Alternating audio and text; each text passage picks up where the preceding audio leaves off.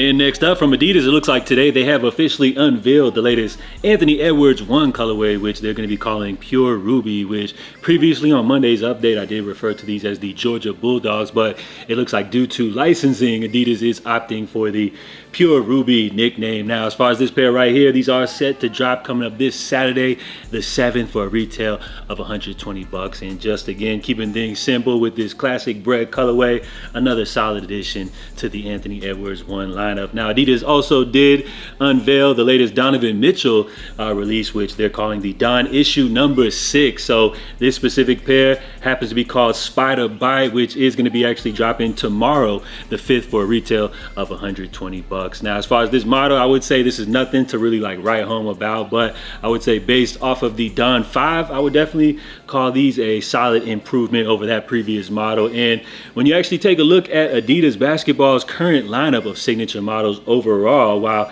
this pair specifically may not be a standout when you look at the entire lineup, you can definitely see a lot of great pairs. And you can start to see, which I've mentioned previously, but Adidas basketball is starting to develop their own design language, which kind of leans into that futuristic Yeezy type of lane. I hate to always refer to as Yeezy, but you guys already know what's going on right here. Now, as far as the designs right here, what I do love about them, not only are they futuristic, but they don't rely heavily on the Adidas branding. While some of the pairs do feature the 3 stripes, it's more minimal and not like a huge emphasis on the design, versus when you take a look at Nike's current basketball signature model lineup, you'll notice that the Nike swoosh is like the main design element, as you got the big swoosh plastered right across the upper, which as far as these pairs, a lot of these are starting to like all morph together and almost kind of all look the same. So when you compare the Adidas current basketball lineup versus Nike, if you had to pick one, I'm gonna say most definitely,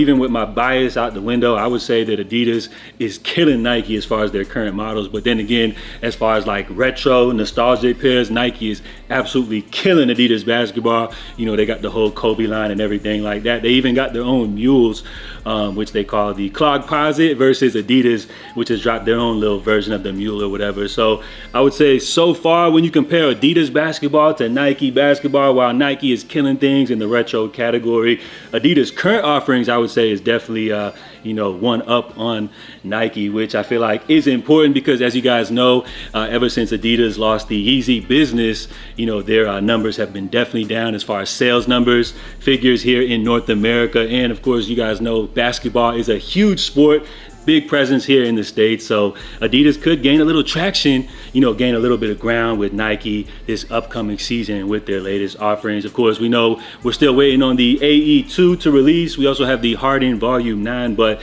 as far as their current lineup, I would say they're definitely doing their thing when you take a look at what they have versus Nike. So we'll see if this is a big opportunity that Adidas is able to take advantage of coming up this season. And let me know what you guys think. Are you rocking with Nike basketball's current offerings, or are you liking Adidas' more futuristic take on their current basketball line? Let me know in the comments below.